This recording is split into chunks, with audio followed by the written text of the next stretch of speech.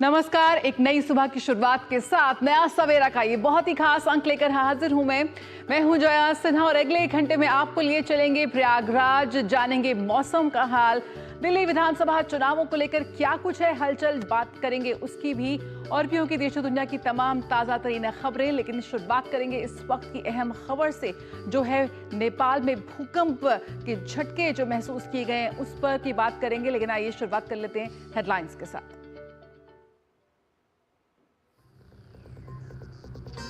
नेपाल के लामबुच में सुबह करीब 6:40 पर आया 7.1 तीव्रता का भूकंप। झटकों से हिल गई बिहार, दिल्ली, नोएडा, बंगाल और सिक्किम की धरती।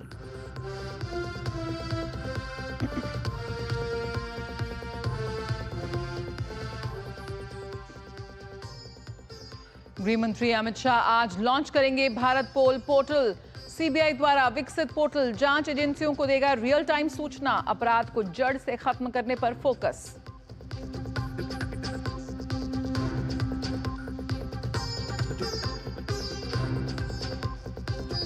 कड़ाके की ठंड में चढ़ा दिल्ली का सियासी पारा। बीजेपी, आप और कांग्रेस में आरोप प्रत्यारोप का दौर तेज। किसी भी समय हो सकती है चुनाव की घोषणा।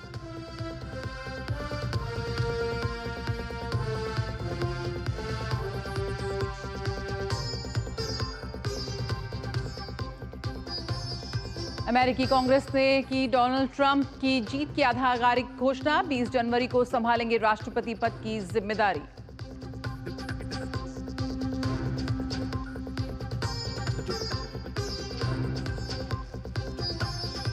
और महाकुंभ में श्रद्धालुओं की बुनियादी सुविधाओं और सुरक्षा के लिए सरकार मुस्तैद। किसी भी चुनौती से निपटने के लिए एनडीआरएफ ने भी की मॉक ड्रिल।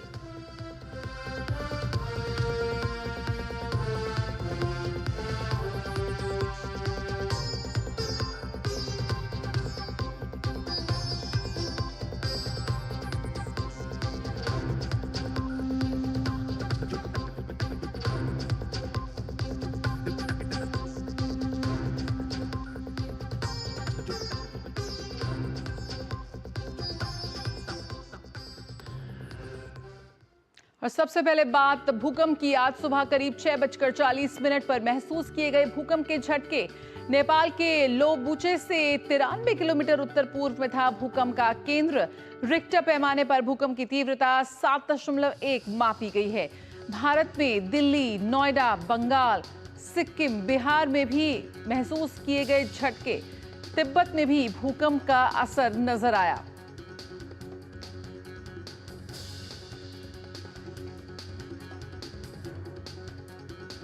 तो भारत में भी महसूस किए गए झटके और 7.1 इसकी रिक्टर पैमाने पर तीव्रता मापी गई है।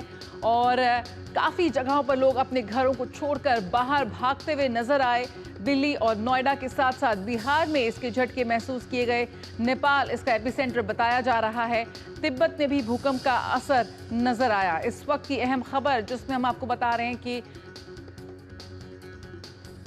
भूकंप के झटके, तेज झटके महसूस किए गए नेपाल में। और हमारे साथ हमारी संवाददाता काठमांडू से श्वेता और सलमान हैदर पटना से जुड़ रहे हैं और जानकारी के साथ सबसे पहले रुक कर लेते हैं काठमांडू का। श्वेता मौजूद हैं। श्वेता, सबसे पहले आपसे जानना चाहेंगे इस वक्त क्या कुछ और अपडेट मिल रहा है इस पूरी घटना को लेकर? कहां-कहां भूकंप के तीव्र झटके महसूस किए गए नेपाल में? जया, यहाँ पर सुबह जो एपिसेंटर था वो लुबुचे था, जो खुम्बू रीजन में है।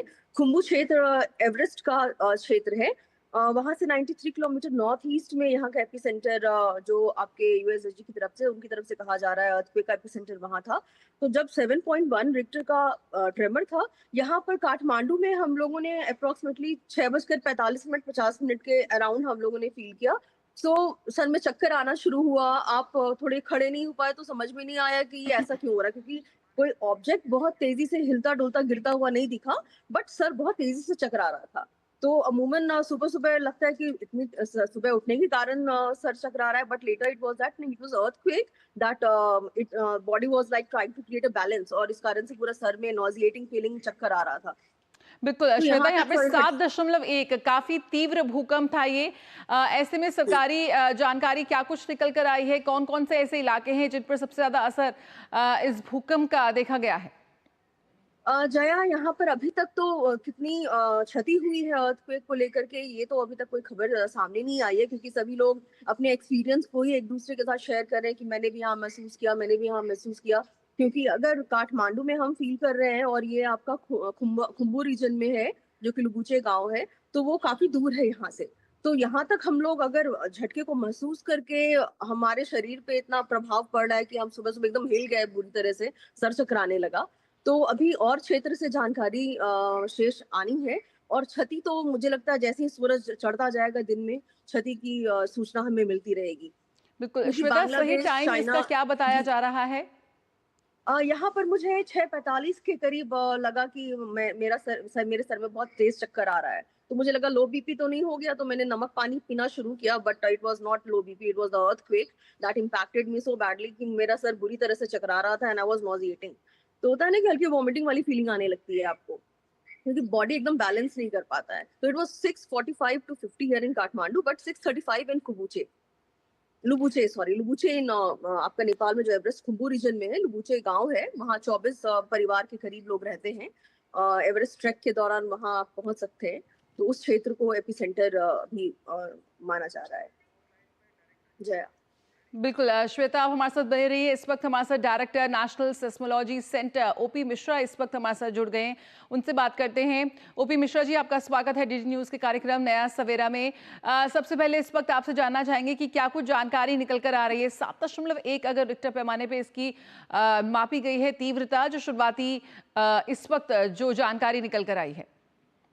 हाँ जी, ये जो सुबह में जो 6:35 18 सेकंड में इंडियन स्टैंडर्ड टाइम से जो अर्थक्वेक 7.1 मैग्नीट्यूड का हुआ है, उसका लैटिट्यूड 28.86 नॉर्थ और 87.5 ऑन ईस्ट में है, जिसका एग्जैक्ट लोकेशन जो है 205 किलोमीटर काठमांडू से नॉर्थ ईस्ट के तरफ में है।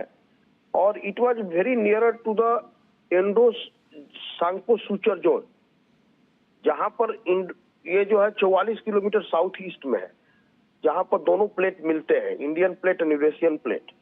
सो it was the actually seismogenic zone earlier happened, and एक आधा घंटा के बाद ही आफ्टर शॉक्स जो है रिकॉर्ड किए गए हैं 5 मैग्नीट्यूड का।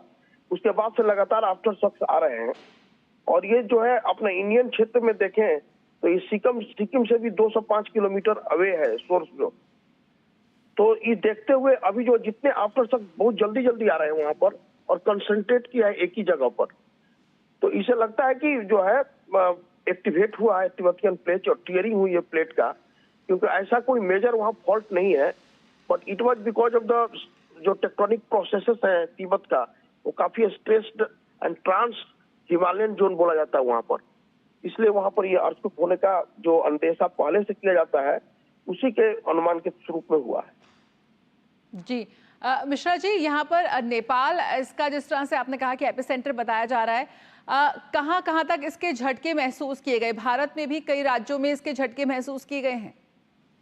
एक्चुअली इसके झटके जो है 5 इंटेंसिटी का काठमांडू में और सिक्किम के नॉर्दर्न पार्ट में जो बॉर्डर एरिया है वहां पर हुआ होगा, लेकिन इसकी जो है यहाँ तक इंटेंसिटी काफी कम दिखाई पड़ रही है। और क्षेत्र का इंडिया में गैंगटॉक में बहुत ही कम दिखाई पड़ा इंटेंसिटी से एक मैप, लेकिन जो बॉर्डरिंग एरिया है वो परसेप्टेबल है। सुबह का टाइम था तो थोड़ा सा भी झटका एक हुआ होगा, लेकिन काफी झटका जो है नेपाल काठमांडू में ही इसको दिखा रहा है बीएमए में हुआ। लेकिन अभी रप्चर धीरे धीरे साउथ ईस्ट की तरफ है, मतलब कि काठमांडू की तरफ इधर में है। तो उस तरह के अभी पूरे झटके का पूरा रिपोर्ट नहीं है सेक मैप में, लेकिन ये काठमांडू का थोड़ा सा कंपैरेटिवली ज्यादा है।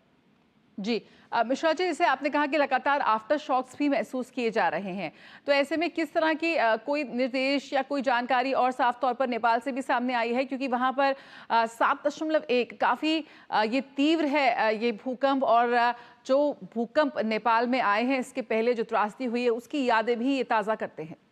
हाँ, ये सही है। एक्चुअली क्या है, आफ्टर शॉक आना it is the good signature, क्योंकि आफ्टर शॉक आने से वहां का जो एनर्जी एक्यूमुलेशन जो हुआ था पहले से वो रिलीज होना शुरू हुआ है, और it was the healing effect also. जब 7.1 मैग्नीट्यूड का अर्थक्वेक आते हैं तो फॉल्ट के लिए काफी अपहीवल्स होते हैं, तो उस अपहीवल्स को धीरे धीरे हीलिंग की तरफ लाता है। तो अभी इतिहास यही बरतना है कि अभी जो है यदि कोई डैमेज्ड हाउस है, यदि कोई है, उसे दूर रहने का है, मगर जो है पैनिक नहीं होना है। तो these are the actually the indications, but tectonically ये जो है स्ट्रेस प्रोसेस जो है ये लीकेज स्ट्रेस के स्टेज में भी आया है। जी साथ ही मिश्रा जी, यहाँ पे दिल्ली और जैसे आपने सिक्किम का जिक्र किया कि सिक्किम जो वहां से नेपाल से जो बॉर्डरिंग एरिया, जो सीमावर्ती इलाके हैं, वहां जरूर इसकी तीव्रता हल्की महसूस की गई, लेकिन कई जगहों से तस्वीरें आ रही हैं, जैसे दिल्ली, नोएडा, बिहार में, वहां से भी तस्वीरें सामने आ रही हैं कि लोग अपने घरों से बाहर निकलते हुए नजर आए। हाँ, बिहार के बॉर्डर एरिया में आएंगे, क्योंकि नेपाल के जो तराई क्षेत्र है, नेपाल में यदि 5 इंटेंसिटी का है तो border area of the Bihar can able to feel the shaking. Okay, तो धीरे धीरे डिमिनिश में हुआ, लेकिन जो बॉर्डरिंग एरिया है नेपाल का इंटेंसिटी जो है प्रोपोगेट किया है इधर बॉर्डर एरिया में जी, but it was not so much shaking in the other part in comparison to that of the Nepal and the border area of the Sikkim. जी बहुत बहुत शुक्रिया OP Mishra, director national seismology centre, हमारे साथ जुड़ने के लिए बहुत बहुत आपका शुक्रिया। श्वेता हमारे साथ बनी हुई है, आइए रुक करते सीधे नेपाल का। श्वेता, जिस तरह से अभी ओपी मिश्रा जी भी कंफर्म कर रहे थे कि वहां पर महसूस किए गए और 7.1 का तीव्रता जो मापी गई है रिक्टर पैमाने पर, किस तरह से अभी अब थोड़ी थोड़ी धीरे धीरे जैसे समय बीतेगा तो तस्वीर थोड़ी और साफ होती नजर आएगी और अलग अलग जगहों से तस्वीरें भी अब सामने आ रही हैं, क्या कुछ अब अपडेट मिल रहा है इस पूरी भूकंप को लेकर? जी हाँ, कैजुअलिटी की तो कोई पुख्ता खबर अभी तक प्राप्त नहीं हुई है। तो जब तक सरकारी तौर पे या फिर सही में फील्ड से हमें रिपोर्ट नहीं आती है तो अभी कुछ भी कहना उचित नहीं है। बट क्योंकि सही में earthquake was of high intensity और यहाँ मेन टाउन तक, अगर काठमांडू के वो भी भूकंप रोधी कहिए कि ये सब बिल्डिंग जिसमें हम लोग रह रहे हैं वो बहुत स्ट्रांग है, अर्थक्वेक को सस्टेन करने के लिए है, उसके बावजूद अगर हम यहाँ पर उसके झटके महसूस कर रहे हैं, यू कैन इमेजिन कि झटका पावरफुल था। तो जैसे ही हमें और भी क्षति की जानकारी मिलती है हम अपने दर्शकों को जरूर अपडेट करेंगे। फिलहाल तो अभी क्षति की कोई जानकारी नहीं मिली है। बट ये देखिए यहाँ पर क्योंकि नेपाल में मैं यहाँ अमूमन 2 साल से अब रह रही हूँ, अक्सर यहाँ अर्थक्वेक की खबरें आती रहती हैं और हम लोग खुद महसूस करते हैं। कभी आपका सुदूर पश्चिम क्षेत्र होता है, कभी जाजरकोट होता है, काठमांडू में भी अभी 1 हफ्ते पहले भी 4.2 रिक्टर का हमें 2 जनवरी को महसूस हुआ था झटका। तो this is like seismic plate, obviously यहाँ पर सिस्मिक जोन है तो अर्थक्वेक के झटके तो महसूस होते हैं, but 7.1 Richter it's at higher end, वो थोड़ी ऊंचाई मैंने ऊपर की तरफ है। तो अभी क्षति की जानकारी मुझे लगता है धीरे धीरे हमें पता चलेगा, हम दर्शकों को जरूर बताएंगे। बिल्कुल, तो यहाँ पर लगातार झटके महसूस हो रहे हैं। सलमान हैदर हमारे साथ जुड़े हुए हैं पटना से। सलमान, क्या जानकारी आपको मिल रही है? कहीं ना कहीं तस्वीरों में यहाँ पर दिखना लग रहा था कि पटना में भी कई जगहों पर झटके महसूस किए गए या फिर जो सीमावर्ती इलाके हैं वहां पर। जया, पटना और लगभग बिहार के 1 दर्जन से अधिक जिलों में भूकंप के झटके महसूस किए गए हैं, लेकिन ये ट्रमर था और 5.1, 5.2 के आसपास लगभग 20 से 30 सेकंड तक भूकंप के झटके महसूस किए गए हैं यहाँ पर। और चूंकि भूकंप का केंद्र नेपाल के बाहर तिब्बत के आसपास है, इसलिए यहाँ पर बहुत फर्क नहीं पड़ा। सुबह कुछ लोगों ने शिकायत की कि कुछ झटके महसूस हुए और शहरी इलाकों में तो ज्यादातर लोग सो रहे थे और चूंकि कक्षा 8 तक के स्कूल पहले से ही 11 तारीख तक के लिए बंद हैं, तो ज्यादातर लोगों को नींद में पता नहीं चला। लेकिन जो ग्रामीण क्षेत्र हैं वहां पर लोग थोड़े से पैनिक में आए और घरों से बाहर आ गए। लोगों ने अपने घरों में झाड़ फानूस और पंखे हिलते हुए देखे, तो उन्हें लगा कि भूकंप आया है और फिर वो उस दहशत में घर से बाहर आए। शिवहर, मधुबनी, भागलपुर, मुंगेर और इस जैसे आसपास के बहुत सारे इलाकों में, पटना में, मधुबनी में, इन जगहों पर लोगों ने महसूस किया है। और जाहिर है कि बहुत सारी जगहों पर लोगों ने, चूंकि पुरानी दहशत है, मुंगेर सीज्मिक जोन में आता है, बहुत ही वल्नरेबल जोन में आता है, तो मुंगेर में भी झटके महसूस किए गए। मुजफ्फरपुर या इस तरह के जो और भी इलाके हैं वहां पर भूकंप के झटके महसूस किए गए हैं। ये स्थिति रही है। हालांकि फिर थोड़ी देर में सब कुछ सामान्य हो गया। 20 से 30 सेकंड तक ये मामला चला और सब लोग फिर घरों में वापस चले गए और कोई ऐसी घटना की सूचना नहीं है, ना तो माली नुकसान कोई हुआ है, ना ही जान का नुकसान अब तक की सूचना के अनुसार हुआ है। जी जया। जी सलमान, बिल्कुल आप हमारे साथ बने रहे। अमरेंद्र इस वक्त हमारे साथ जुड़े हुए हैं लखनऊ से। अमरेंद्र का रुख करते हैं। अमरेंद्र, लगातार भूकंप के बाद जब 7.1 तीव्रता का भूकंप आया, उसके बाद आफ्टर शॉक्स भी लगातार आ रहे हैं, तो किस तरह से तस्वीरें निकल कर आ रही हैं लखनऊ से? लेकिन लखनऊ में कोई झटका नहीं महसूस किया गया है। जो नेपाल के तराई एरिया है वहां से एक दो जगह से सूचना आई है कि हल्के झटके महसूस किए गए। लखनऊ में कोई झटके नहीं महसूस किए गए हैं और प्रयागराज कुंभ में भी कोई झटके नहीं महसूस किए गए हैं। यहाँ सब कुछ शांति से चल रहा है, तो भूकंप का कोई झटका यहाँ तक नहीं है। नेपाल का बॉर्डर एरिया जुड़ता है तो वहाँ थोड़ी बहुत सूचनाएं आ रही हैं कि हल्के फुल्के झटके महसूस किए गए। किसी की जनहानि की सूचना नहीं है, कोई और नुकसान की सूचना अभी तक नहीं है। उम्मीद करते हैं कि उत्तर प्रदेश में इसका बड़ा असर नहीं दिखेगा। जया जी, रामेंद्र, बहुत बहुत शुक्रिया फिलहाल इस जानकारी के साथ जुड़ने के लिए, और साथ ही शुक्रिया श्वेता और सलमान को भी बहुत बहुत शुक्रिया। फिलहाल हम बता दें कि इस वक्त जानमाल के किसी भी नुकसान की कोई खबर नहीं मिली है, लेकिन 7.1 तीव्रता नापी गई है जो नेपाल में भूकंप आया है। उसके बाद लगातार आफ्टर शॉक्स की भी खबर सामने आ रही है। नेपाल और उससे जुड़े हुए जो सीमावर्ती जो भारत से जुड़े इलाके हैं वहाँ पर इस वक्त ये शॉक भी महसूस किए गए। उस वक्त सुबह 6:30 बजे के आसपास का समय बताया जा रहा है। रुकेंगे एक छोटे से ब्रेक के लिए, जल्द हाजिर होते हैं। आप बने रहिए नया सवेरा के साथ। ग्रामीण भारत के दिल में विकसित भारत के सपने पलते हैं, जहां देसी उत्पाद विदेश तक पहुंचे, जो खेत से बाजार तक पहुंचे, जो महिलाओं को सशक्त बनाए, जो जनजातीय कलाओं को यादगार खजानों में बदले। पूर्वोत्तर भारत के काम की चमक 7 समंदर पार भी दमके। ग्रामीण भारत महोत्सव 2025 से जुड़िए 4 से 9 जनवरी, भारत मंडपम, नई दिल्ली।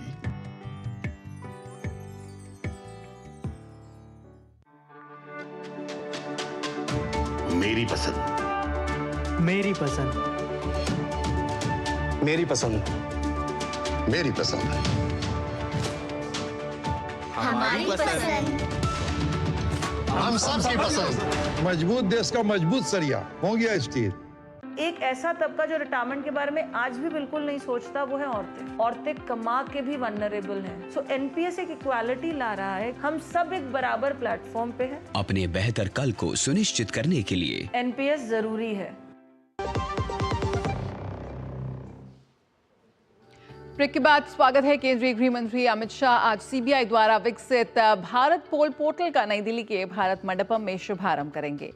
प्रधानमंत्री नरेंद्र मोदी के नेतृत्व में केंद्र सरकार ने देश की कानून प्रवर्तन एजेंसियों को सशक्त बनाने की दिशा में कई महत्वपूर्ण पहल की हैं। भारत पोल पोर्टल भारतीय कानून प्रवर्तन एजेंसियों को रियल टाइम सूचना साझा करने में सक्षम बनाएगा, जिससे अंतर्राष्ट्रीय पुलिस सहयोग तक त्वरित पहुंच संभव होगी। भारत पोल पोर्टल इंटरपोल के माध्यम से अंतर्राष्ट्रीय सहायता के लिए सभी अनुरोधों पर कार्रवाई को सुव्यवस्थित करेगा, जिसमें रेड नोटिसेस और अन्य कलर कोडेड इंटरपोल नोटिस जारी करना शामिल है। अमित शाह पुरस्कार विजेता 35 सीबीआई अधिकारियों को पुलिस पदक भी प्रदान करेंगे, जिन्हें विशिष्ट सेवा के लिए राष्ट्रपति पुलिस पदक और जांच में उत्कृष्टता के लिए केंद्रीय गृह मंत्री पदक से सम्मानित किया गया है।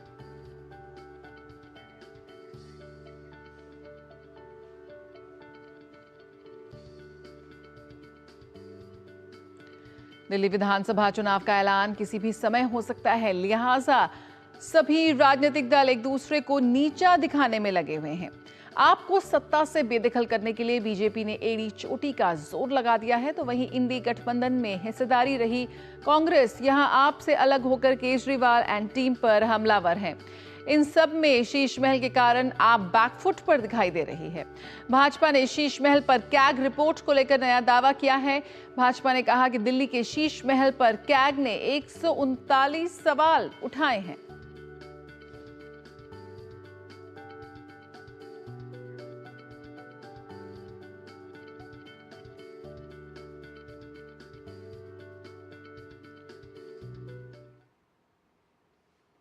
ये अरविंद केजरीवाल के भ्रष्टाचार का शीश महल है, जो उन्होंने दिल्ली की जनता को लूट के उस पैसे से बनाया है, जिसका जवाब उनको देने का वक्त आ गया है।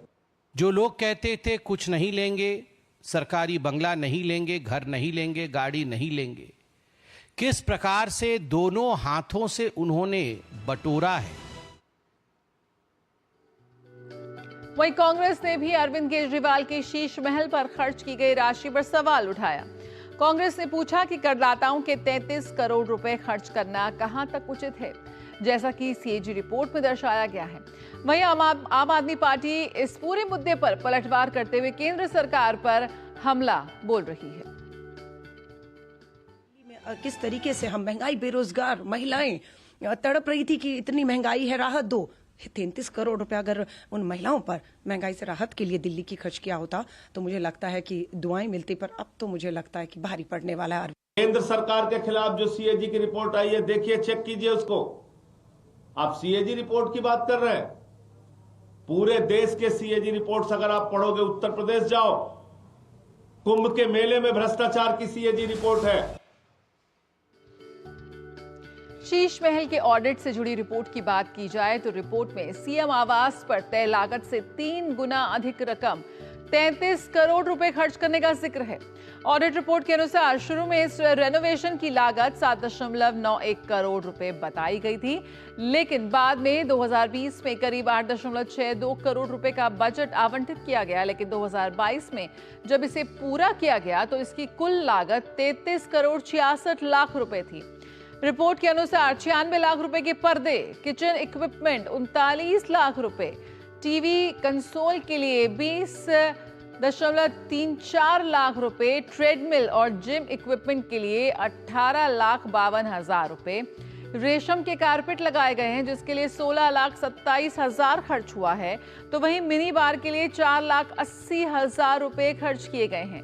दीवारों के लिए संगमरमर के पत्थर के लिए 20 लाख रुपए आवंटित हुए थे, हालांकि इसकी लागत 66,66,89 लाख रुपए तक पहुंच गई। ऑडिट रिपोर्ट में मुख्यमंत्री के आवास से जुड़े स्टाफ ब्लॉक और कैंप कार्यालय के निर्माण के लिए भी 3.86 करोड़ रुपए खर्च हुए हैं।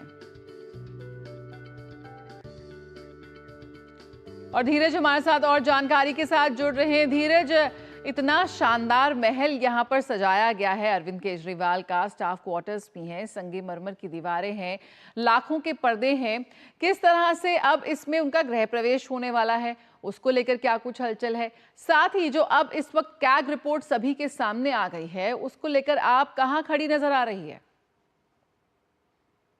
देखिए, कैग की ये जो रिपोर्ट है, ये रिपोर्ट साल 2022 की है और इस रिपोर्ट में कई खुलासे किए गए हैं और इसी खुलासे को भारतीय जनता पार्टी ने, जो केजरीवाल का जो शीश महल है उसको भ्रष्टाचार का शीश महल कहा है। और कल भारतीय जनता पार्टी ने अपने प्रदेश कार्यालय में एक 3D मॉडल, जिसको कि आप अपने स्क्रीन पर देख रहे हैं, एक 3D मॉडल पेश किया और उन्होंने साफ तौर पे बताया कि ये है अरविंद केजरीवाल का 3D मॉडल, जिस मॉडल को तब बनाया गया था जबकि पूरे देश, पूरे दिल्ली में कोरोना की वजह से लोग अंतिम सांस गिन रहे थे, लोग अस्पतालों में भर्ती थे, लोगों को जगह नहीं मिल रही थी इलाज कराने की। ऐसे समय में इस शीश महल का निर्माण जो दिल्ली के जो पूर्व मुख्यमंत्री है अरविंद केजरीवाल ने किया है। और इस शीश महल के बारे में जो बताई गई है कि इस शीश महल में मिनी बार है, सौंदर्यीकरण के लिए पैसे खर्च हुए हैं, जिम बनाए गए हैं, इस जो एक जैसा कि आपने बताया कि पर्दे पर 96 लाख रुपये खर्च हुए हैं।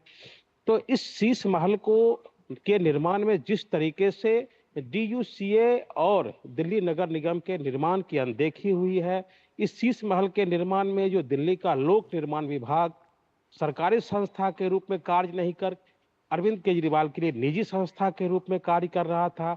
और आपने जो 33 लाख रुपये का जो बताया है कि 33 लाख रुपये ये खर्च हुए हैं, लेकिन CAG की रिपोर्ट में जो खुलासा हुआ है उस खुलासे में ये बताया गया है कि इस शीश महल की जो कुल लागत है वो लगभग 75 करोड़ से लेकर 80 करोड़ तक बताई गई है।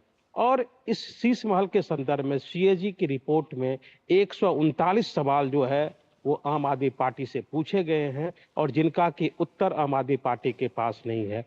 इस शीश महल में ये भी पूछा गया है कि ये जो 75 से 80 करोड़ रुपये जो है, ये पैसा किसका है, पैसा ये किसने लगाया है और कहाँ के भ्रष्टाचार का ये पैसा है, इसका जवाब भी अरविंद केजरीवाल के पास नहीं है। दूसरी जो सबसे महत्वपूर्ण बात रह जया जी, कि इस शीश महल के बारे में ये भी कहा जा रहा है कि इस शीश महल का निर्माण किस आधार पे किया गया था। इस शीश महल का निर्माण मुख्यमंत्री के आवास के तौर पर किया गया था या इस शीश महल का निर्माण अरविंद केजरीवाल के निजी आवास के रूप में किया गया था। बिल्कुल, तो सवाल तो कई हैं और यहाँ पर बात हो रही है 33 करोड़ की, लेकिन वो रिपोर्ट पुरानी है। असली आंकड़ा तो 70 करोड़ 80 करोड़ तक पहुंच सकता है, ऐसा अनुमान लगाया जा रहा है। बहुत बहुत शुक्रिया धीरज, फिलहाल इस जानकारी के साथ जुड़ने के लिए। आपके पास आगे भी आते रहेंगे। बहुत बहुत शुक्रिया। फिलहाल इस शीश महल पर लगातार खुलासे हो रहे हैं और उन के बारे में हम आपको लगातार बताते रहेंगे, लेकिन फिलहाल यहाँ पर बात कर लेते हैं HMPV वायरस की। भारत में भी ये HMPV वायरस के कुछ मामलों की पुष्टि होने के बाद स्वास्थ्य मंत्रालय ने कहा है कि ये कोई नया वायरस नहीं है और ना ही इससे घबराने की जरूरत है। सरकार की स्थिति पर पूरी नजर है। कर्नाटक, तमिलनाडु और गुजरात में ह्यूमन मेटान्यूमो वायरस यानी कि HMPV वायरस के मामले सामने आए हैं। स्वास्थ्य मंत्रालय ने कहा कि HMPV पहले से ही भारत सहित दुनिया भर में प्रचलन में है। इससे जुड़ी श्वसन संबंधी बीमारियों के मामले में कई देशों में सामने आए हैं और वहीं ICMR और एकीकृत रोग निगरानी कार्यक्रम नेटवर्क के मौजूदा आंकड़ों के आधार पर देश में इन्फ्लुएंजा जैसी बीमारी या गंभीर तीव्र श्वसन बीमारी के मामलों में कोई असामान्य वृद्धि नहीं हुई है।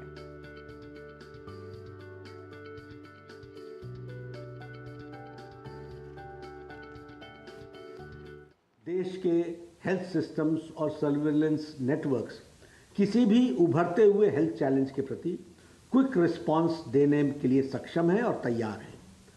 हम स्थिति का क्लोज मॉनिटरिंग कर रहे हैं, हम स्थिति का बहुत नज़दीकी से जायजा ले रहे हैं और हम ये कह सकते हैं कि हमें चिंता का कोई कारण नहीं होना चाहिए। स्वास्थ्य विभाग इन सारी बातों पर नजर रखे हुए है। तो ये HMPV वायरस एक RNA वायरस है। HMPV आमतौर पर सर्दी जैसे लक्षण पैदा करता है। मरीज को खांसी या गले में घरघराहट हो सकती है, नाक बह सकती है या गले में खराश हो सकती है। जोखिम ठंड के मौसम में ज्यादा होता है। HMPV वायरस खांसने और छींकने से फैलता है, संक्रमित व्यक्ति के संपर्क में आने से फैलता है।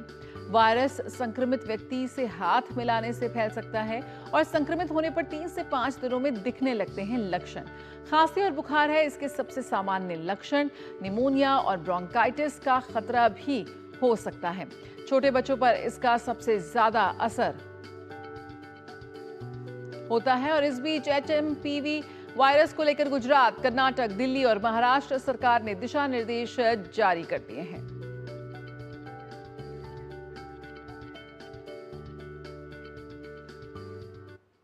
और अब बात महाकुंभ की।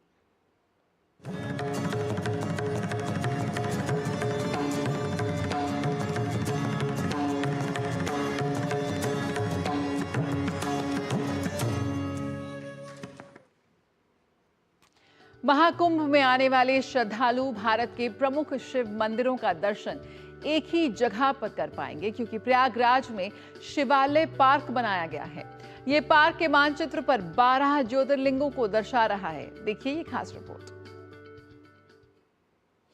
यूपी में प्रयागराज नगर निगम द्वारा नैनी के अरेल में शिवालय पार्क भारत के नक्शे के आकार में बनाया गया है। महाकुंभ में आने वाले श्रद्धालु भारत के नक्शे वाले शिवालय पार्क में सभी भारत के प्रमुख शिव मंदिरों का दर्शन एक ही जगह पर कर सकेंगे।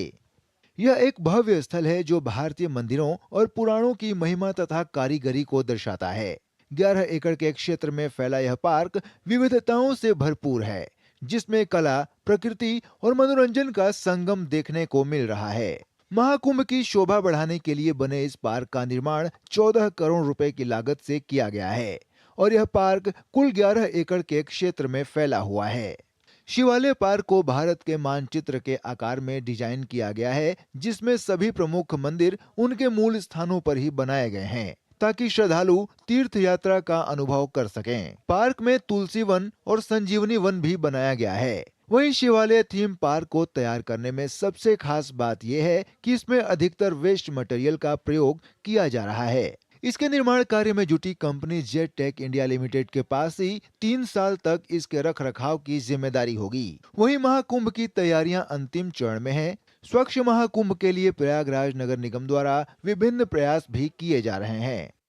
लगभग 1500 टन कूड़े प्रतिदिन निकलेंगे, तो इसका कैसे हम स्थायी निस्तारण कर सके, तो उसको ध्यान में रख करके अनेक नए प्लांट हमने लगाए। बायो सीएनजी प्लांट 340 टन का लगाया नैनी में, जो प्रतिदिन 340 टन कूड़े का निस्तारण करेगा। वहीं सोमवार को प्रयागराज महाकुंभ में तपोनिधि श्री पंचायती आनंद अखाड़े का छावनी प्रवेश हो गया।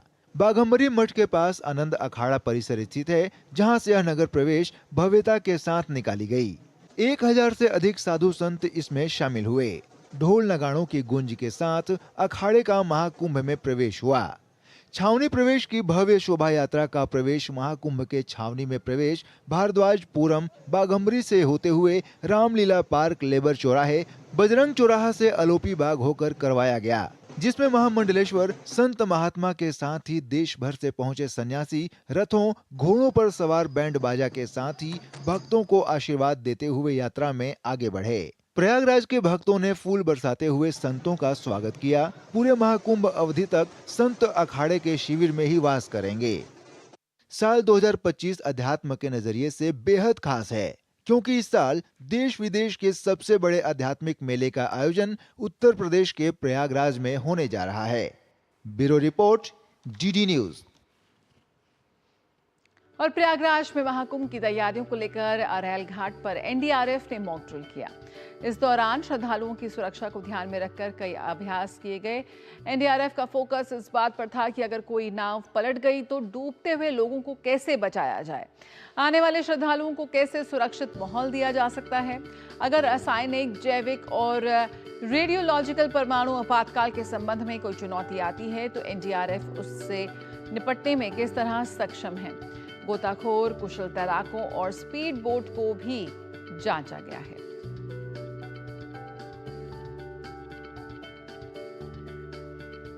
और शैलेंद्र मिश्र इस वक्त सीधे प्रयागराज से हमारे साथ जुड़ रहे हैं, तो आइए आप सभी को ले चलते हैं प्रयागराज। शैलेंद्र, हर रोज वहां पर आस्था की, भक्ति की एक बेहद खूबसूरत अद्भुत तस्वीर देखने को मिल रही है। तैयारियां अपने अंतिम चरण पर हैं। किस तरह से वहां लोग पहुंच रहे हैं, जो सिर्फ भारत से नहीं है बल्कि विश्व भर से श्रद्धालुओं का आना जारी है?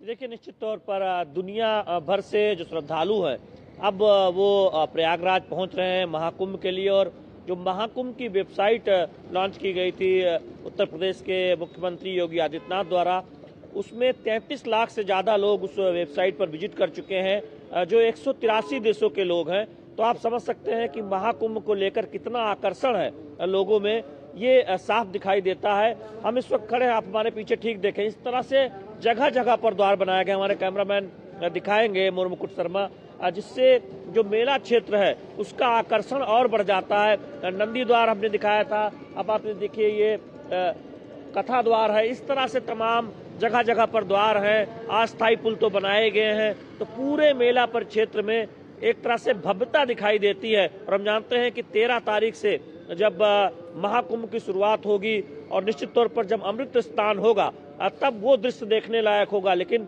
उससे पहले तैयारियां पूरी तरह से अब अंतिम दौर में है और आकर्षण जो है महाकुंभ को लेकर वो अब प्रयागराज में दिख रहा है। बड़ी संख्या में जो प्रयागराज के लोग हैं वो मेला स्थल पर आ रहे हैं, आसपास के शहरों के लोग आ रहे हैं। और हम साधु संतों में अखाड़ों में जब जा रहे हैं तो विदेशी साधु संत भी अब धीरे धीरे पहुंच रहे हैं मेला स्थल पर। बिल्कुल, तो यहाँ पर जितनी संख्या में लोग पहुंच रहे हैं उतनी ही ज़्यादा तैयारियां यहाँ पे की जा रही हैं। सुरक्षा के लिहाज से भी कल एनडीआरएफ ने भी खास तौर पर तैयारियां की गई। और क्या कुछ खास वहाँ पर ड्रिल्स हैं या तैयारियां हैं जो की जा रही हैं? देखिए, इस बार पहली बार ऐसा है, चूंकि हम जानते हैं कि एआई की बहुत चर्चा है, तो किस तरह से सिक्योरिटी में एआई का इस्तेमाल वो हम देख रहे हैं, जो पुलिस प्रशासन की तरफ से किया गया है। जगह जगह पर सीसीटीवी कैमरे लगाए गए और उसके पूरा एक कमान बनाया गया है, जिससे पूरी तरह से चाक चौबंद सुरक्षा व्यवस्था हो। इस बार हम एनडीआरएफ कुछ नए साजो सामान के साथ सुरक्षा में तैनात रहेगा। कई नए प्रयोग किए गए हैं जो इस बार हम पहली बार देख रहे हैं। जहां तक यात्रियों की सुविधा के लिहाज से है तो आप डोम सिटी यहाँ पर देखेंगे, टेंट सिटी एक बसाई गई है। जैसे गुजरात में स्टैच्यू ऑफ यूनिटी आप जाएं तो वहाँ पर टेंट सिटी बसाई गई है।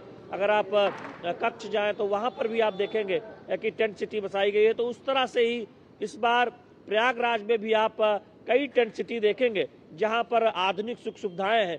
तो अलग अलग तरह से विकल्प भी मौजूद है श्रद्धालुओं को प्रयागराज में रुकने का।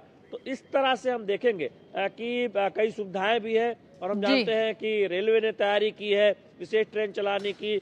हम परिवहन का एक पूरा जो ट्रैफिक बंदोबस्त है बिल्कुल। तो शैलेंद्र, युद्ध स्तर पर तैयारियां की जा रही हैं इस दिव्य, भव्य और डिजिटल महाकुंभ की। आपके पास वापस लौटेंगे और जानकारी के साथ, लेकिन फिलहाल बहुत बहुत शुक्रिया नया सवेरा में हमारे साथ जुड़ने के लिए। और इस वक्त ये अहम खबर, दिल्ली विधानसभा चुनाव की घोषणा। आज 2 बजे चुनाव आयोग की प्रेस कॉन्फ्रेंस है और क्या दिल्ली विधानसभा चुनावों की घोषणा इसमें हो सकती है? बिल्कुल हो सकती है। तो दोपहर 2 बजे चुनाव आयोग की प्रेस कॉन्फ्रेंस। राजधानी दिल्ली का जो दंगल है, जो विधानसभा को लेकर इस वक्त युद्ध स्तर पर लगातार चर्चा हो रही है, विभिन्न पॉलिटिकल पार्टीज का आपस में वार चल रहा है, उसी को लेकर आज तस्वीर साफ होती नजर आएगी। विधानसभा चुनावों की घोषणा का आज का दिन चुना गया है। दोपहर 2 बजे चुनाव आयोग की प्रेस कॉन्फ्रेंस का समय इस वक्त आ रहा है। और जिस तरह से तमाम पॉलिटिकल पार्टीज ने, तमाम राजनीतिक दलों ने अपनी पूरी ताकत झोंक दी है दिल्ली विधानसभा चुनावों के लिए, उसी को लेकर तस्वीर आज साफ हो जाएगी। विधानसभा चुनाव की घोषणा आज दोपहर 2 बजे चुनाव आयोग की खास प्रेस कॉन्फ्रेंस में। ऋषि कुमार हमारे संवाददाता इस वक्त जुड़ रहे हैं। ऋषि, क्या कुछ जानकारी है? देखिए जया, बेहद महत्वपूर्ण है आज का दिन इस मायने में क्योंकि दिल्ली में हम देख रहे हैं लगातार जो चुनावी गहमागहमी बढ़ी और हम जानते हैं कि विधानसभा के चुनाव भी होने हैं।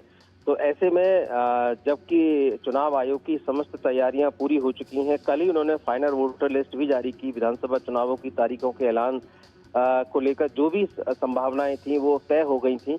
और अगर हम पिछली बार की बात करें तो पिछली बार भी जिस दिन फाइनल वोटर लिस्ट जारी हुई थी उसी दिन ऐलान हो गया था। और इस वजह से कहा जा रहा था कि अब इसका ऐलान कभी भी हो सकता है।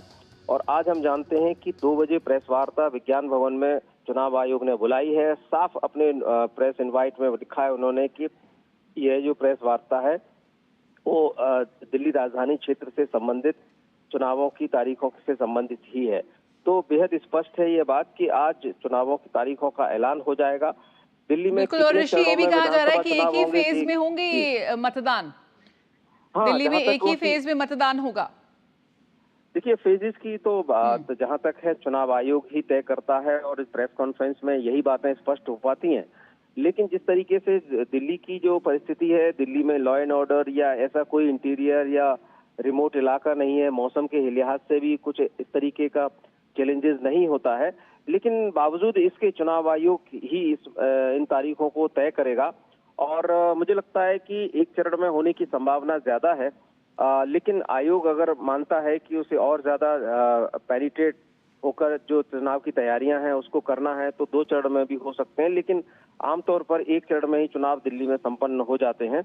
और जहां तक बात है कि आज जो चुनावों की तारीख है, ये तारीखें कब हो सकती हैं, तो हम जानते हैं कि फरवरी के पहले सप्ताह तक ये संभावना है क्योंकि ये जो चुनाव प्रचार के लिए वक्त भी देना है। लेकिन ये देखना होगा कि आयोग इसमें कितना अपने समय जो है राजनीतिक दलों को देता है। लेकिन दिल्ली में हम जानते हैं कि जो सियासी गहमागहमी वो पहले से ही जारी है। रोज नए बयान आ रहे हैं, रोज नई सियासी वायदे किए जा रहे हैं। तो कह सकते हैं कि दिल्ली अब चुनाव में होने जा रही है। बिल्कुल। और अगर आज चुनाव की तारीखों का ऐलान हो जाता है तो वो चुनावी बिगुल भी बच जाएगा। ऋषि, साथ ही जिस तरह से निर्वाचन आयोग ने कल जो फाइनल वोटर लिस्ट है वो भी जारी की थी, वोटर लिस्ट को लेकर भी लगातार आवाज उठ रही थी, आरोप प्रत्यारोप का दौर जारी था। अगर कल जो वोटर लिस्ट जारी की गई उसके बारे में अगर बात करें तो इस बार कितने जो कुछ अगर आंकड़ा आप हमसे साझा कर सकें जो इस बार दिल्ली की चुनावी किस्मत लिखते आएंगे वोटर्स? देखिए, कल जो आयोग ने चुनावी आंकड़े जारी किए उसमें साफ है कि अब तक, यानी कि कल जो आंकड़े जारी किए, और ये आंकड़े 1 जनवरी 2025 तक के हैं, जिसमें 1,55,24,858 जो मतदाता हैं दिल्ली के, ये संख्या हो चुकी है। इसमें एक और दिलचस्प आंकड़ा है कि पिछले 7 महीने में 1.67 लाख वोटर्स की संख्या भी बढ़ी है। यानी कि लोकसभा चुनाव के समय जो वोटर्स थे और अब हैं, उसमें 1,67,000 वोटरों की संख्या बढ़ी है, जो कि अगर प्रतिशत में देखें तो 1.09% की बढ़ोतरी है।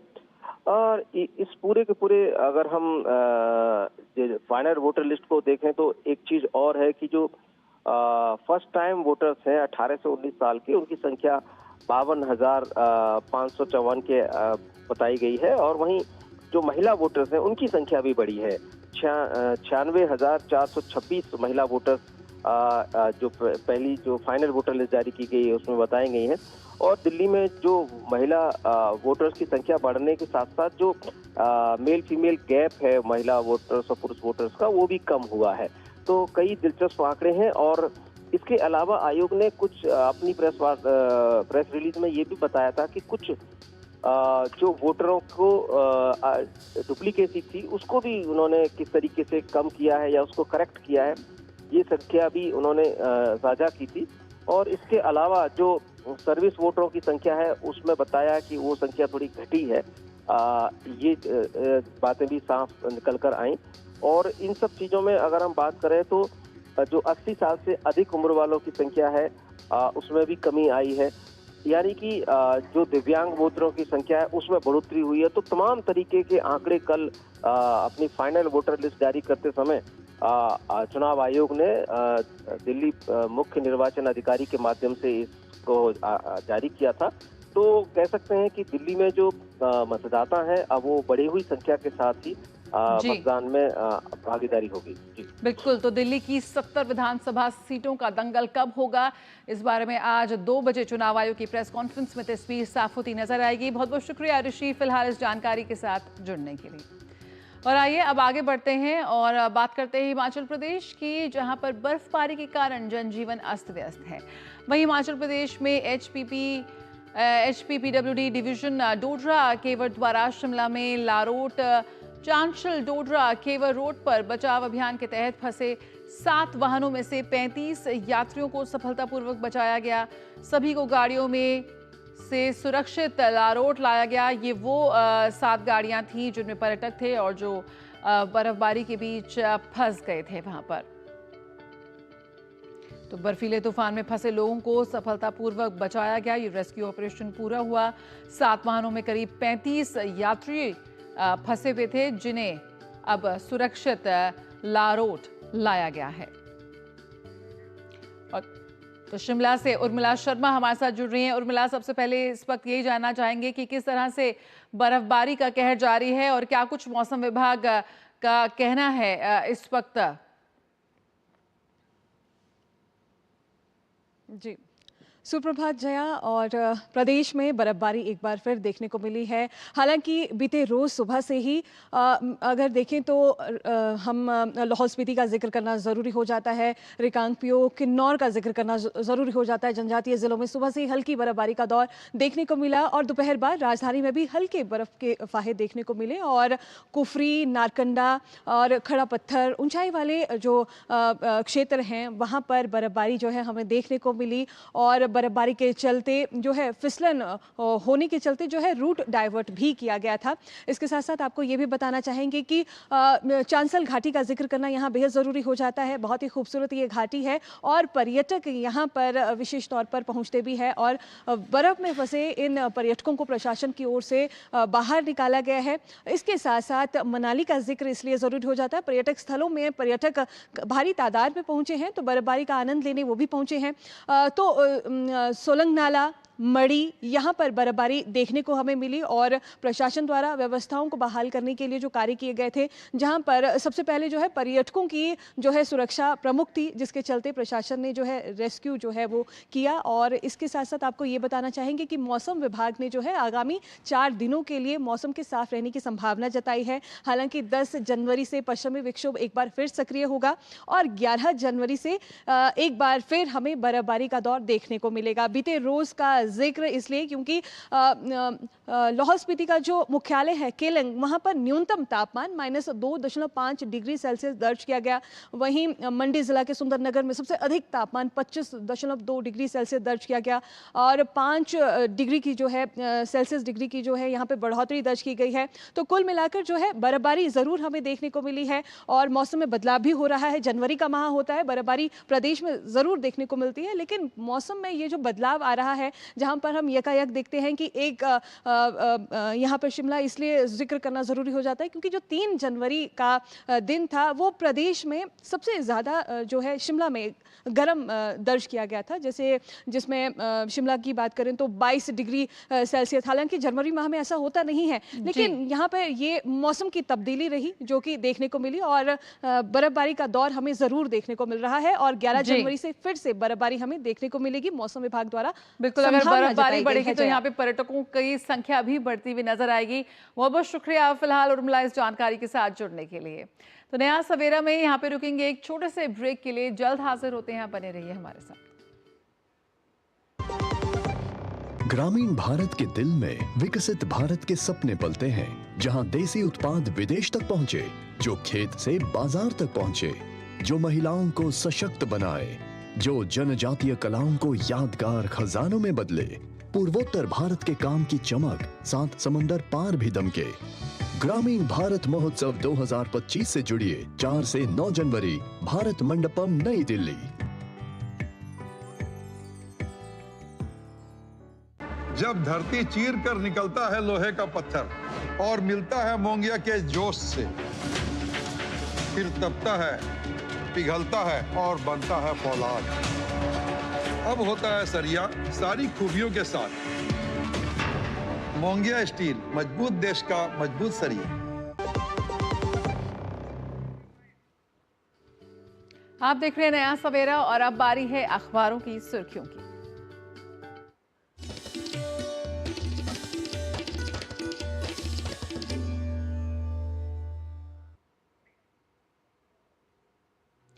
और अखबारों की सुर्खियों के साथ हमारे साथ जुड़ गई है भावना। आइए रुक करते हैं भावना का। सुप्रभात जया। और आज जिन प्रमुख खबरों को अखबारों में जगह दी गई है उसमें मुख्य खबर है अमेरिका के एनएसए जो है जैक सुलिवान की मुलाकात कल प्रधानमंत्री नरेंद्र मोदी से भारत के एनएसए अजीत डोभाल से और भारत के विदेश मंत्री डॉक्टर एस जयशंकर से हुई है, जहां परमाणु ऊर्जा पर सहयोग बढ़ाने के लिए एक अहम कदम उठाया गया है। भारत की परमाणु ऊर्जा कंपनियों से अब हटेंगी अमेरिकी पाबंदियां, ये जैक सुलिवान ने महत्वपूर्ण घोषणा की है भारत आके।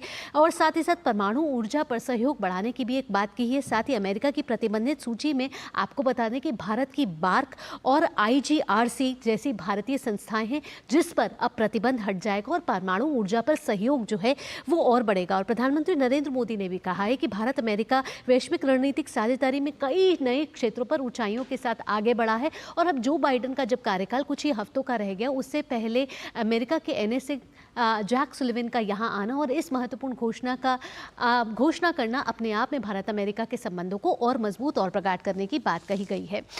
अगली खबर का बात करते हैं। अगली खबर जो है वो पंचायत से लेकर पार्लियामेंट 2.0 से जुड़ी हुई है, जहां लोकसभा अध्यक्ष ओम बिरला ने कल संविधान सदन में इसका उद्घाटन किया। और ओम बिरला ने कहा है कि महिला पंचायत प्रतिनिधि अपने निर्वाचन क्षेत्रों में AI और मशीन लर्निंग का उपयोग करें। साथ ही उन्होंने कहा है कि भारत ही लोकतंत्र की जननी है और भारत में ही हर विचार इस तरीके से आगे बढ़ रहे हैं जहाँ महिला प्रतिनिधियों को एक बड़ा मंच मिल रहा है। और उन्होंने कहा है कि भारतीय लोकतंत्र को मजबूत करने में महिला नेतृत्व की परिवर्तनकारी भूमिका को उन्होंने रेखांकित किया। साथ ही उन्होंने कहा कि महिलाओं का समावेशन और सशक्तिकरण विशेष रूप से ग्रामीण और जनजातीय समुदाय के लिए महिलाओं का सामाजिक आर्थिक परिवर्तन बहुत ही महत्वपूर्ण है। अगली खबर का रुख करेंगे। अगली खबर वायरस से जुड़ी हुई है। चीन में HMPV वायरस इस समय फैला हुआ है और भारत में भी इसके 6 मामले सामने आ गए, लेकिन डरने की बात नहीं है। एम्स के विशेषज्ञों ने भी कहा है कि ये वायरस कोई पुराना वायरस है, कोई नया वायरस नहीं है। 1950 में इस वायरस के कण जो हैं वो पाए गए थे और भारतीय जो हैं उनके पास ये इम्यूनिटी है ऐसे वायरस से लड़ने के लिए। अगर ये वायरस कोई सिवियरिटी के साथ आ रहा है तभी ये परेशान करना है, अदरवाइज इसके खिलाफ लड़ने की हमारे पास इम्यूनिटी है। साथ ही उन्होंने कहा है कि महामारी फैलने वाले कोई भी ऐसा खतरा नहीं है। कोविड का जो वायरस था वो नया था, लेकिन ये जो HMPV वायरस है ये पुराना वायरस है। अगली खबर का रुख करेंगे। अगली खबर सोने और चांदी से जुड़ी हुई है। जी हाँ, सोने के बाद अब चांदी के लिए भी हॉल मार्किंग अनिवार्य हो जाएगी। कुछ ही समय में दिशा निर्देश इसके लिए भी लागू कर दिए जाएंगे। हितधारकों से चर्चा विचार विमर्श जो है वो इस समय चल रहा है और BIS यानी कि भारतीय मानक ब्यूरो को उपभोक्ताओं की मांग के लिए अनुरूप चांदी और चांदी के सामान के लिए हॉल मार्किंग अनिवार्य करने पर विचार करना चाहिए। ये भारत सरकार अपनी प्रतिबद्धता के साथ आगे बढ़ रहा है। चलते चलते एक और खबर की बात कर लेते हैं। UGC से जुड़ी हुई है। UGC के दशकों पुराने नियम बदलेंगे और ग्रेजुएट भी अब असिस्टेंट प्रोफेसर हो पाएंगे और ये नियमों में बदलाव राष्ट्रीय शिक्षा नीति 2020 के अनुरूप किया जा रहा है, जहां अगर आप ग्रेजुएट हैं लेकिन आपका स्पोर्ट्स कोटे या फिर आर्ट्स के कोटे में अच्छा प्रदर्शन रहा है तो भी आप असिस्टेंट प्रोफेसर के लिए अप्लाई कर सकते हैं। ये नियमों में बदलाव करने के लिए ड्राफ्ट जो है वो रेडी हो गया है और अगर हितधारकों से शिक्षाविदों से बात के बाद अगर ये सभी इस निर्णय पे आते हैं कि ये ड्राफ्ट सही है, ये मसौदा सही है, तो आगे सरकार नई गाइडलाइंस दे सकती है। तो जया, आज कुछ प्रमुख अखबारों की ये थी विभिन्न क्षेत्रों से महत्वपूर्ण खबरें। बहुत बहुत शुक्रिया भावना, इन सुर्खियों को, खबरों को हमसे साझा करने के लिए। और आइए अब नया सवेरा में बात कर लेते हैं कारोबार जगत की और उससे जुड़ी कुछ अहम खबरों को देखते हैं फटाफट अंदाज में। केंद्रीय वित्त मंत्री निर्मला सीतारमण ने आगामी बजट के संबंध में नई दिल्ली में हितधारकों को ट्रेड यूनियनों के प्रतिनिधियों के साथ 8वीं बजट पूर्व परामर्श बैठक की। बैठक में विभिन्न पक्षकारों से आर्थिक और सामाजिक मुद्दों पर विचार विमर्श किया गया। भारत की वित्तीय खुफिया इकाई और भारतीय बीमा नियामक और विकास प्राधिकरण यानी कि IRDA ने MOU पर हस्ताक्षर किए हैं। दोनों इकाइयां बीमा क्षेत्र में एंटी मनी लॉन्ड्रिंग का आकलन और बीमा क्षेत्र में संदिग्ध लेन देन रिपोर्ट की पहचान करेगा। दुनिया भर के केंद्रीय बैंकों ने नवंबर 2024 में अपने स्वर्ण भंडार में सामूहिक रूप से 53 टन सोना जोड़ा है, जिसमें RBI का भी 8 टन सोना शामिल था।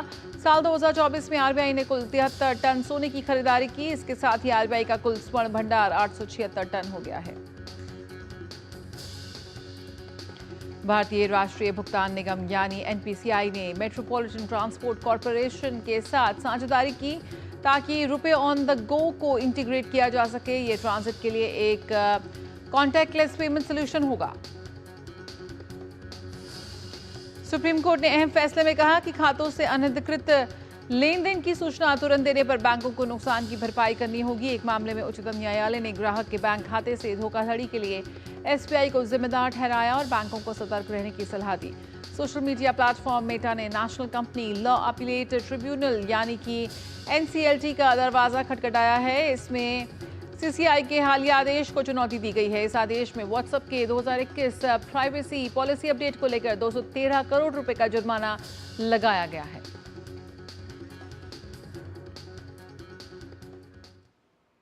और आइए अब खबरें देखते हैं खेल जगत से।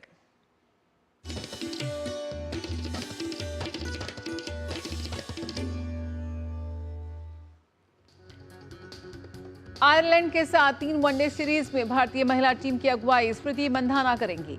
नियमित कप्तान इन हरमनप्रीत कौर और तेज गेंदबाज रेणुका सिंह ठाकुर को सीरीज में आराम दिया गया है।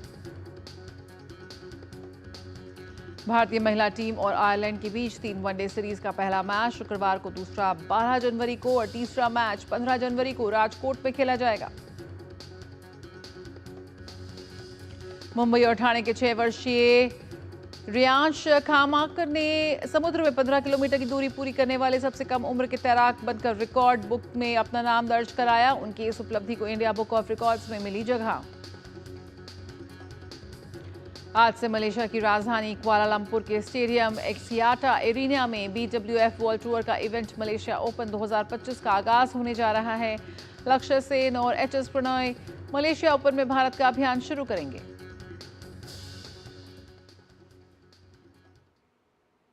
खबरें देखते हैं सिने जगत से।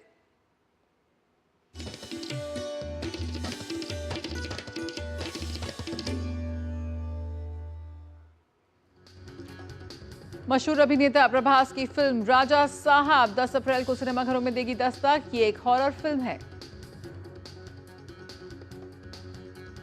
साउथ सुपरस्टार अजीत की फिल्म गुड बैड अगली 10 अप्रैल को सिनेमाघरों में होगी रिलीज। गुड बैड अगली तमिल भाषा की एक्शन कॉमेडी फिल्म है जिसका निर्देशन आदित्य रविचंद्रन ने किया है। द साबरमती रिपोर्ट अपने OTT रिलीज के लिए है तैयार। फिल्म 10 जनवरी को G5 पर होगी रिलीज। आपको तिहाड़ जेल ले जाएगी वेब सीरीज ब्लैक वारंट 10 जनवरी को होगी नेटफ्लिक्स पर रिलीज। सीरीज की कहानी दिल्ली के तिहाड़ जेल के जेलर सुनील गुप्ता की जिंदगी से प्रेरित है। फिल्म पुष्पा 2 ने रिलीज के 32वें दिन 1.56 करोड़ की कमाई की। इसी के साथ फिल्म अब तक कुल 1207 करोड़ का आंकड़ा पार कर चुकी है।